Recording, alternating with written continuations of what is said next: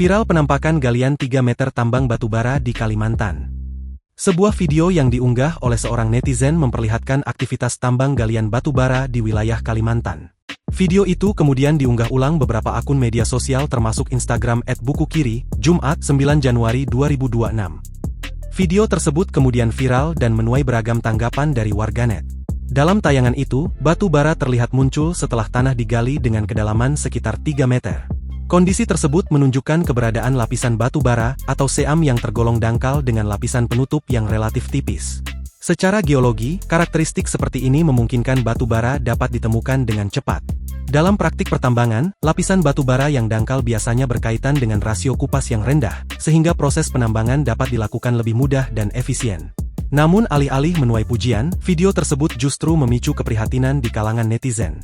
Sejumlah warganet menyayangkan aktivitas penambangan yang dinilai berpotensi merusak lingkungan alam Kalimantan. Bahkan sebagian netizen membandingkan kondisi tersebut dengan Pulau Sumatera yang disebut telah mengalami kerusakan lingkungan akibat eksploitasi sumber daya alam. Mereka menilai kini kerusakan serupa dikhawatirkan terjadi di Kalimantan. Warganet pun berharap agar aktivitas pertambangan mendapat pengawasan ketat dari pihak terkait, serta dilakukan dengan memperhatikan aspek kelestarian lingkungan agar dampak kerusakan alam tidak semakin meluas.